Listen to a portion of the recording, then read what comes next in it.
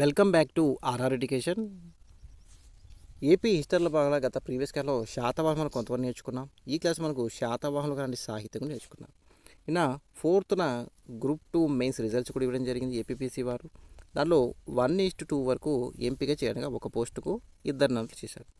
మనకు ప్రీవియస్ క్లాస్లో చెప్పాము కటాఫ్ మనకు 190+ ఉంటే మనకు చదువుతుంది. ఈ కటాఫ్ చూడండి, ఎవరు ఊహించలేదు. పేపర్ ఎంత ఈజీగా వస్తే కటాఫ్ అంత పెరిగిపోతుంది. నేను చాలాసార్లు కూడా చెప్పాను, అర్థమవుతుందా? 202 వచ్చిన వారే కొంతమంది కూడా రాలేదు. కొన్ని కేటగిరీలో కొన్ని జోన్స్లో జోన్ 4లో 210 వచ్చినా కూడా రాలేదండి పోస్టు. అర్థమవుతుందా? అది ఏదైనా కావచ్చు, 210 వచ్చినా కూడా రాలేదు. ఓకే, దగ్గరగా 210 నుంచి 220 మధ్యలో కట్ ఆఫ్ అయితే పెట్టి ఉంటుందండి. కొన్ని జోన్స్ వరకు ఉంది. ఎగ్జాంపుల్ చెప్పండి, జోన్ 4 కూడా కట్ ఆఫ్ చాలా ఉంది. ఓకే, 210+గా ఉంది. ఓకే, శాతవాహనులు సాహిత్యం. శాతవాహనుల యొక్క అధికార భాష ఏంటి అంటారంటే ప్రాకృతం.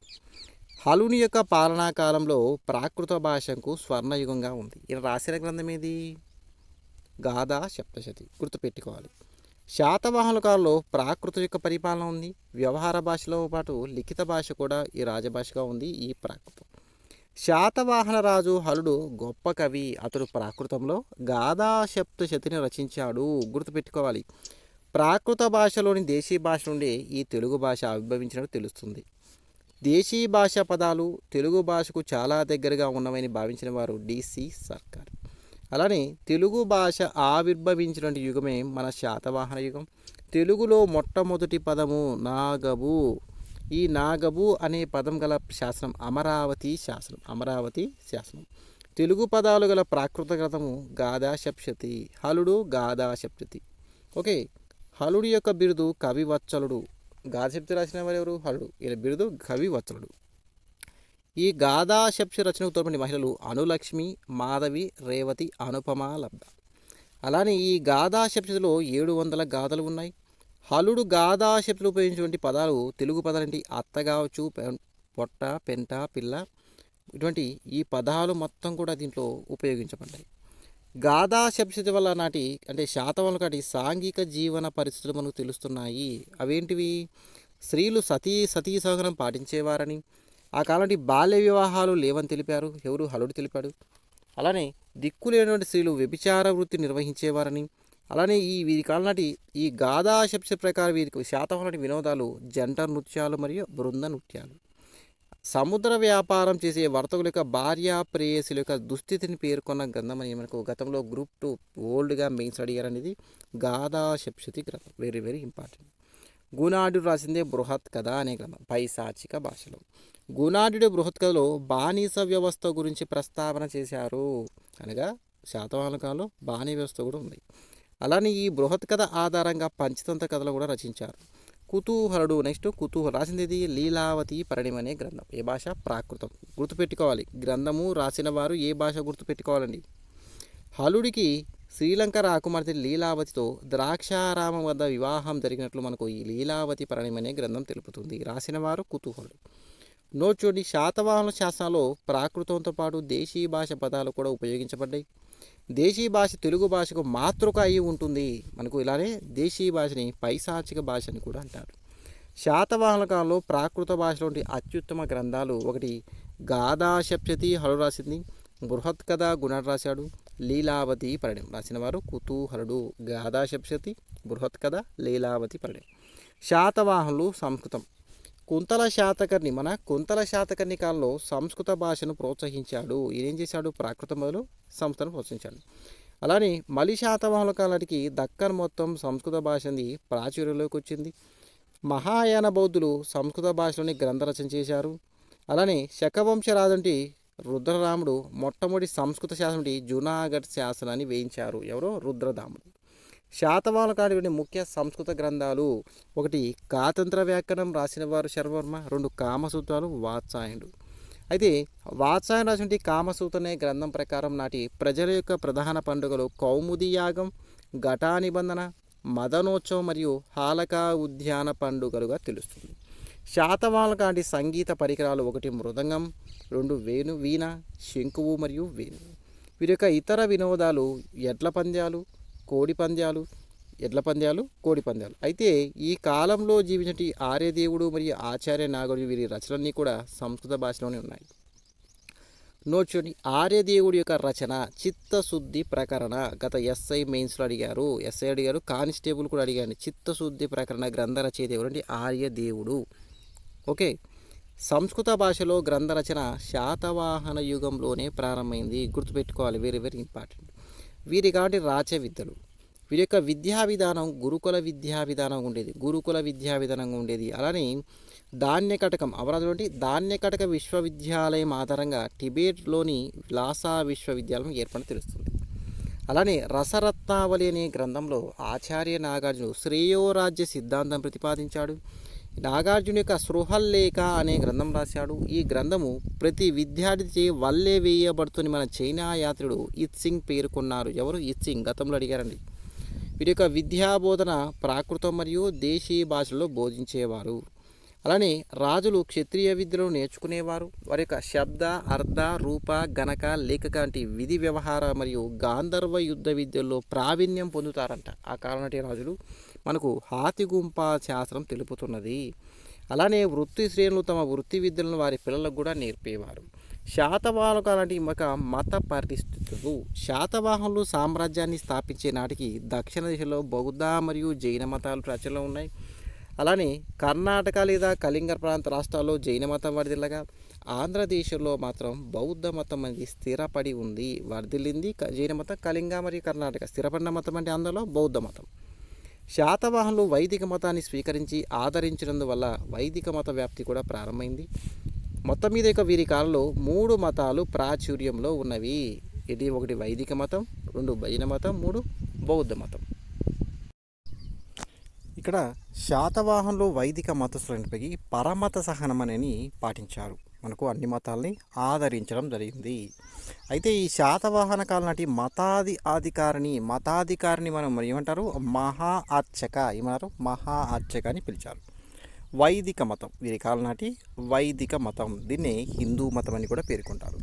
శాతవాహనుల యొక్క అధికారిక మతం ఏంటంటే వైదిక మతం. దీన్ని హిందూ మతం అంటారు. శాతవాహనులు అనేవారు బ్రాహ్మణులు. ఎవరు? బ్రాహ్మణులుగా తెలుస్తుంది. ఇక్కడ చూడండి.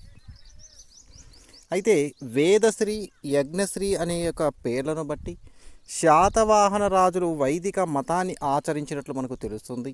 అలానే ఈ వైదిక మతానికి మూలమేంటి? యజ్ఞయాగాలు నిర్వహించడం. అయితే యజ్ఞయాగాలు నిర్వహించే శాతవాహన రాజుల్లో మొదటి శాతకర్ణి, రెండవ శాతకర్ణి, తర్వాత గౌతమిపుత్ర శాతకర్ణి, యజ్ఞశ్రీ శాతకర్ణి. గౌతమిపుత్ర శాతకర్ణి వర్ణాశ్రమ యొక్క ధర్మాలను సంరక్షించి బ్రాహ్మణ కుటుంబాలను పోషించి ఏక బ్రాహ్మణ మరియు ఆగమ నిలయ అనే బిరుదులు పొందాడు. గత గ్రూప్లో అడిగారండి. మనకు ఆగమ నిలయాన్ని ఎవరి బిరుదు అంటారు? ఏక బ్రాహ్మణ ఇంపార్టెంటే. మనకు గౌతమిపుత్ర శాతకర్ణి. అలానే నానాగఢ్ శాస్త్రంలో శాతవాహనులు వైదిక మతం అవలంబించడానికి కొన్ని ఆధారాలు కలవు. గుర్తుపెట్టుకోవాలి. మొదటి శాతకర్ణి బ్రాహ్మణులకు గోదాన, భూదానంతో పాటుగా మనకు సువర్ణ ధాన్యాలు కూడా మనకు సువర్ణ దానాలు గోదానం చేశారు. భూదానంగా సువర్ణ దానాలు చేశాడు. అలానే నానాగఢ్ శాస్త్రంలో ఇంద్ర, వాసుదేవ, సూర్యచంద్ర మరియు యమ, వరుణ దేవతల యొక్క ప్రార్థనలు కనిపిస్తాయి. గుర్తుపెట్టే శాస్త్రం నానాగఢ్ శాస్త్రంలో. అలానే నాసిక్ శాస్త్రం ప్రకారము గౌతమిపుత్ర శాతకర్ణి ఆగమ నిలయుడు. గుర్తుపెట్టుకోవాలి, వెరీ వెరీ ఇంపార్టెంట్గా సంప్రదాయ శాస్త్రం అధ్యయనం చేశాడు కాబట్టి ఆగమ నిలయుకు నాసిక్ శాస్త్రం పేర్కొంటుంది. భాగవత మతం. మొదటిగా భాగవత మతం కృష్ణుని యొక్క కాలంలో ఆంధ్రదేశంలో ప్రవేశించగా హలుని యొక్క పాలనా కాలానికి వాసుదేవ మతంగా అభివృద్ధి చెందింది. ఈ మతంగా భాగవత మతంగా ఆవిర్భవించి మనకు వాసుదేవ మతంగా అభివృద్ధి చెందింది. అయితే ఈ భాగవత మత స్థాపకుడు ఎవరు అంటారు? ఎవరు? మనకు శ్రీకృష్ణుడు లేదా వాసుదేవుడు. భాగవత మతం యొక్క ప్రధాన కేంద్రం ఉత్తరప్రదేశ్లోని మధురా ప్రాంతంలో. కానీ గౌతమిపుత్ర శాతకర్ణి శాసనాలపై కూడా భాగవత మతం చిహ్నాలు కూడా కొన్ని కనపడుతున్నాయి. గాథా సప్తశతిలో భాగవత మతానికి సంబంధించి కొన్ని రాధాకృష్ణుని యొక్క కథలు కావచ్చు, విష్ణు కథలు కూడా ఉన్నాయి. హలుని యొక్క గాథా సప్తశతిలో శ్రీకృష్ణుడిని మధువదనుడని, దామోదరుడని, లక్ష్మీనారాయణగా పేర్కొన్నారు. ఈ గాథా సప్తశతిలో భారతీయ వాజ్పేయిలో మొదటిసారిగా రాధా అనే పాత్రను ప్రవేశపెట్టిన వారు మన హలుడు తన గాథా సప్తశతి అనే గ్రంథంలో. నెక్స్ట్ మరొక మతం శైవ మతం. శాతవాహనుల కాలంలో అమలున్న శైవ మత శాఖ పాశుపత శైవం. ఏంటి? పాశుపత శైవం. శైవ మతంలోని మొట్టమొదటి శాఖే ఈ పాశుపత శైవం. పాశుపత మత స్థాపకుడు ఎవరు అంటే ఎవరు? లకులీశుడు. ఎవరు? లకులీశుడు. ఈ పాశుపత మతంలో ఆరాధ్య దైవం పశుపతి అండి. శివుడు అంటాం కదా, పశుపతి. నోట్ చూడండి, పశు అనగా వ్యక్తి ఆత్మ, పతి అనగా సర్వేశ్వరుని యొక్క ఆత్మ. పాశుపత మతమైంది శైవ మత శాఖలోని జంతు బలి యొక్క నిషేధం. జంతు బలి నిషేధంగా ఉంటుంది. లకులీశుని శైవ మతం అనేది శాంతికి చిహ్నం. గుర్తుపెట్టుకోవాలి, మైక్రో పాయింట్స్ అవుతుంది. శాంతికి చిహ్నం. జంతు బలి కూడా లేదండి, నిషేధంగా తెలుస్తుంది. గాథాసప్తశతిలో శివస్థుతితో ప్రారంభమై, గాథాసప్తశతి గ్రంథం శివస్థుతితో ప్రారంభమై గౌరీ స్తోత్రంతో ముగుస్తుంది.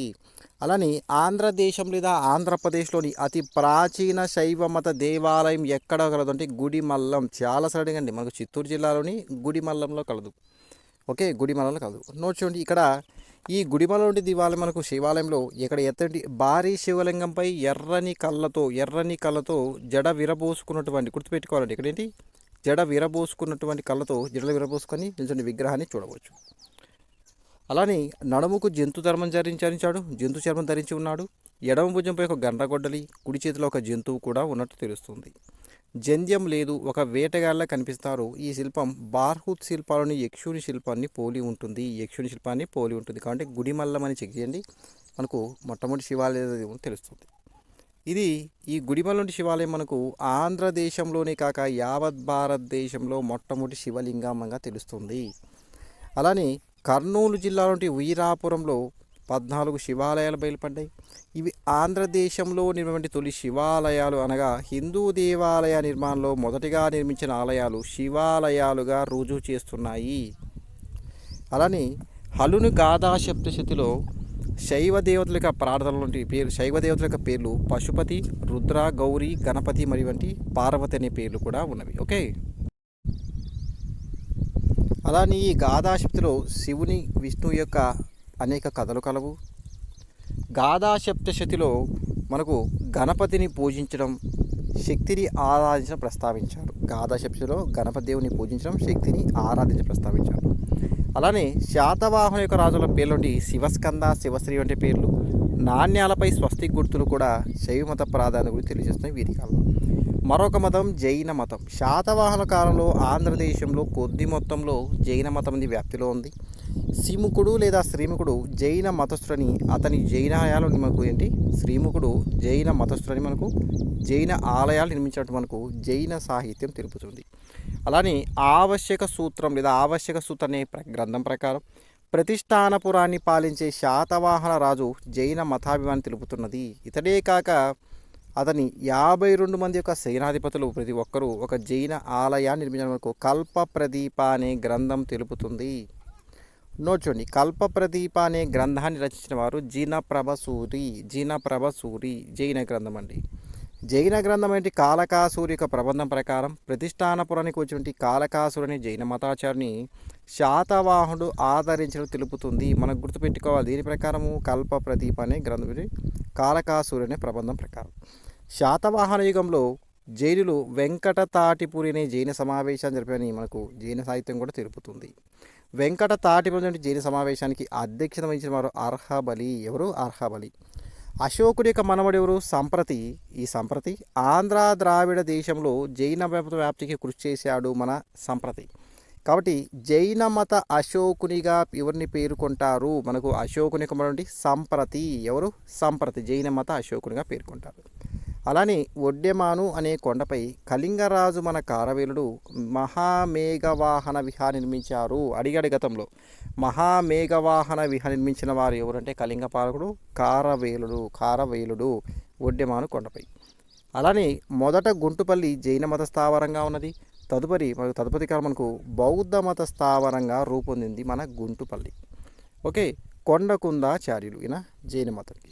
ఆంధ్రదేశంలో జైన మతాన్ని ప్రచారం చేసిన ప్రసిద్ధ జైన మతాచార్యుడు మన కొండకుందాచార్యులు గల ఇతర పేర్లు పద్మనంది భట్టారకుడని, వక్రగ్రీవుడు మరియు గ్రంథపించుడు మరియు యలాచార్యుడు. గుర్తుపెట్టుకోండి, పద్మనంది భట్టారకుడు కొండకుందాచార్యుకి ఇంపార్టెంట్ మనకు అది తెలుస్తుంది. అయితే మన ఈ కొండకుందాచార్యులు గారు ఆశ్రమం నిర్మించుకున్న ప్రాంతం అనంతపురం జిల్లాలోని కొనకండ్ల. కొనకండ్ల ఇతడు యోగా చేసిన గుహే కొండకుండ. అయితే ఇతని యొక్క గ్రంథాలు సమయసారం ప్రాకృతంలో ప్రవచనాసారమని, నియమసారము, ఆయనసారము, పంచాష్టికాయం వంటి గ్రంథాలు రాశాడు. అయితే కొండకుందాచార్యులకు రాసిన గ్రంథం చెప్పాను కదా, సమయసారము, ప్రవచనసారము, నియమసారము, పంచాష్టిక, ఆయనసారం. కొండకుందాచార్యులకు శిష్యులు బాలకపించ, సామంత్రబద్ధ, కొండకీర్తి, సింహానంది. నోట్ చూడండి, కొండకీర్తి రచించిన గ్రంథము సూత్రావతారం అనే గ్రంథాన్ని. జైనులు ఆంధ్రదేశంలో జైన మత సమాజం నిర్మించినట్లు మనకు వెంకటాద్రి చెప్పాను కింద అయిపోవస్తలేదు. వెంకటాద్రి ఆంధ్రదేశంలో జైన మతాచార్యుడు ఉన్న జైన మనకు సింహానంది. ఆంధ్రదేశంలో ఉన్న జైన మతాచార్యుడు ఎవరు? సింహానంది. ఏ ప్రాంతమైన? కడప జిల్లాలోని గంగపేరు అనే ప్రాంతంలో కలడు ఈ మన సింహానంది. నోట్ చూడండి, నల్గొండలోని కొలను ప్రాక ప్రసిద్ధ జైన మత కేంద్రంగా తెలుస్తుంది. నెక్స్ట్ బౌద్ధ మతం. శాతవాహనులు వైదిక మతస్థులైనప్పటికీ వారు బౌద్ధులను ఆదరించి అనేక దాన ధర్మాలు చేశారు. రాణులు, వర్తకులు, సాధారణ ప్రజలు ఈ బౌద్ధ మతాన్ని పాటించారు. రాజులు పట్టించుకోకపోయినప్పటికీ వారి యొక్క రాణులు, వర్తకులు, సాధారణ ప్రజలు. వర్తకులు బౌద్ధ మతాన్ని పాటించడం వల్ల ఇది అత్యంత ధనిక మతంగా మారింది. గుర్తుపెట్టుకోవాలి, శాతవాహనుల కాలంలో అత్యంత ధనికవంతంగా మతంగా మారిందంటే మనకు బౌద్ధం అండి. గుర్తుపెట్టుకోవాలి, జైనమ తక్కువ మొత్తంలో ఉంది. ఆంధ్రదేశంలో మొట్టమొదటి బౌద్ధ మతాచార్యుడు అంటే మహాదేవ భిక్షు. అదే జైన మతాచార్యుడు అంటే ఎవరు? కొండకుందాచార్యులు. గుర్తుపెట్టుకోవాలి, ఇక్కడ మహాదేవ భిక్షువు. మహాదేవ భిక్షువు బుద్ధుని యొక్క జీవిత ఘట్టాలకు సంబంధించిన చిహ్నాలను పూజించే చైత్యకవాదం అనే సంప్రదాయం ప్రవేశపెట్టాడు ఈ మహాదేవ భిక్షువు. శాతవాహన యుగంలో బౌద్ధ మతంలోని చైత్యకవాదం అభివృద్ధి చెందింది. ఇందులో చైత్యాన్ని పూజించడం యొక్క ప్రధాన ఆచారం. ప్రతీత్య సముత్పాద సిద్ధాంతం అనేది మనకు బౌద్ధ మతానికి చెందింది. ఎక్కువ మంది శాతవాహనులు కూడా ఈ మతాన్ని అవలంబించడం కూడా జరిగింది. ఓకే, అయితే ఆంధ్రదేశంలో బాగా ప్రాచుర్యమైన బౌద్ధ మత శాఖ ఏది? మహాయానం లేదా మహాసాంఘిక శాఖ. నోట్ చూడండి, మహాసాంఘిక యొక్క ప్రధాన కేంద్రం ధాన్యకటకం అనగా అమరావతి ప్రాంతంగా. మహాసాంఘికుల్ని చైత్యకులు అంటారు. అందుకే ఇక్కడ బౌద్ధ మతవాదులను చైత్యకవాదులు అంటారు. ఆంధ్రదేశంలో మహాయాన బౌద్ధ మతం విస్తరింపచేసిన వారు మన ఆచార్య నాగార్జున గారు. ఇతని పేరు కానీ మనకు ఆచార్య నాగార్జున యూనివర్సిటీ కూడా ఉంది, గుర్తుపెట్టుకోవాలి. నోట్ చూడండి, మహాయాన బౌద్ధ మత శాఖ ప్రారంభకుడు ఎవరు? అశ్వఘోషుడు. నెక్స్ట్ ఆచార్య నాగార్జునుడు. శాతవాహన యుగంలో ప్రసిద్ధి బౌద్ధ మతాచార్యుడు మన ఆచార్య నాగార్జునుడు. ఈయనను యజ్ఞశ్రీ శాతకర్ణి యొక్క సహకారంతో నాగార్జున కోణలో నివసించాడు. మన ఆచార్య ఎవరు సహించారు? యజ్ఞశ్రీ శాతకర్ణి. ఆచార్య నాగార్జునుడు బౌద్ధ తాత్విక గ్రంథాలు రచించాడు. ఈయన అమరావతి స్తూపానికి ప్రాకారాన్ని నిర్మించాడు. ప్రాకారం నిర్మించాడు ఆచార్య నాగార్జునుడు. అలానే శ్రీపర్వతం వద్ద శైల మండపాలు నిర్మించినట్లు మనకు బౌద్ధ గ్రంథాలు తెలుపుతున్నాయి. రెండవ బుద్ధునిగా ప్రసిద్ధి చెందిన వారు ఎవరు అంటాడు? ఎవరు? ఆచార్య నాగార్జునుడు. ఓకే, బుద్ధుడు కాకుండా రెండవ బుద్ధునిగా పేరుగాంచిన వాడు మన ఆచార్య నాగార్జునుడు. ఇతని గ్రంథాలు మొత్తం సాంస్క్రిట్ అండి, సంస్కృత భాషలో ఉంటాయి, గుర్తుపెట్టుకోవాలి. అయితే ఈ ఆచార్య నాగార్జున కృషి వల్ల శాతవాహన యుగంలోనే మహాయాన బౌద్ధ మతం అనేది రూపుదిద్దింది. మహాయాన బౌద్ధ మతాన్ని సంస్కరించేందుకు నాగార్జునుడు మాధ్యమిక దర్శనాన్ని రూపొందించాడు. అయితే ఆచార్య నాగార్జున ప్రధాన ఆధార గ్రంథం లంకావతార సూత్రావృత్తి. గత ఎగ్జామ్లు అడిగారండి, లంకావతార సూత్రవృత్తి. ఈయన శ్రీపర్వతంలో తన పేరుతో నాగార్జున విశ్వవిద్యాలయం ఏర్పాటు చేశారు. ఆగ్నేయాసియా విద్యార్థుల విద్యాభ్యాసం కోసం ఈ నాగార్జున విశ్వవిద్యాలయం వచ్చేవారని మనకు తెలుస్తుంది. ఆచార్య నాగార్జునుడు 4వ బౌద్ధ సంగీతికి హాజరైనట్లు కూడా తెలుస్తుంది. ఆచార్య నాగార్జునుడు యొక్క గ్రంథాలు మొత్తం 24 గ్రంథాలు కలవి, సంస్కృత భాషలో కలవు. 1 ఉపదేశము, అలానే బుద్ధ మార్గాలంకార శాస్త్రము, మాధ్యమిక శాస్త్రం, మహాకరుణోపాయ శాస్త్రం, సృహల్లేఖ ఇంపార్టెంట్ ఇక్కడ, ఆకుతో భయశాస్త్రం, విగ్రహ వ్యాప్తరణి, మహాప్రజ్ఞాపారమిత శాస్త్రం గుర్తుపెట్టుకోవాలి, సూత సముచ్చయ, ధర్మధాతుస్తవం, రత్నావళి, బోధి సంభార శాస్త్రం, యుక్త షష్టిక, మహాయాన భవవేద శాస్త్రమని, ద్వాదశముఖ శాస్త్రం మరియు ప్రత్యుత సముత్పాద హృదయ శాస్త్రం, ఇవన్నీ కూడా సంస్కృత భాషలోవి, గుర్తుపెట్టుకోవాలి. ఓకే, ప్రజ్ఞాపారమిత శాస్త్రంగా తెలుస్తుంది. ఇక్కడ చూడండి, మహాప్రజ్ఞాపారమిత శాస్త్రం.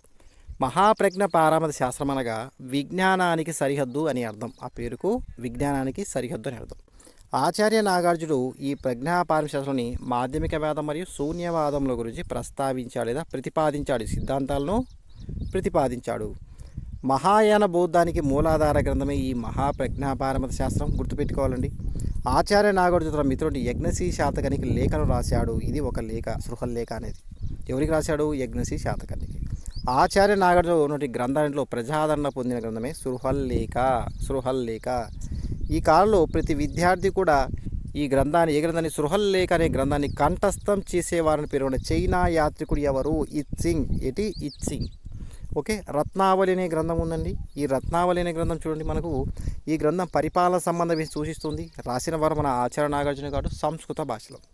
ఈ గ్రంథంలో రాజపరికత అనే అధ్యాయంతో శ్రేయోరాజ విధానం గురించి వివరణ కలదు. ఈ గ్రంథంలో రస విధానం అనే అధ్యాయంలో నాగార్జున రసవాద సిద్ధాంతం గురించి వివరించాడు. అందుకే ఈ గ్రంథాన్ని రసరత్నాకరం లేదా రసరత్నావళి అని కూడా పేర్కొంటారు. మనం ఏం చేస్తున్నామంటే ఇక్కడ వరకు క్లాస్ స్టాప్ చేసి నెక్స్ట్ మరో క్లాస్లో మనకు మరికొన్ని ముఖ్య గ్రంథాలు, ఓకే, ఇవన్నీ కూడా మనం నెక్స్ట్ క్లాస్లో చూద్దాం. ఇవన్నీ కూడా ఓకే, మరొక వీడియోలో మళ్ళీ చూద్దామండి. ఈ వీడియో మీకు లైక్ అండ్ షేర్ చేయండి. మంచి తప్పకుండా సబ్స్క్రైబ్ చేసుకోండి. Thank you for watching.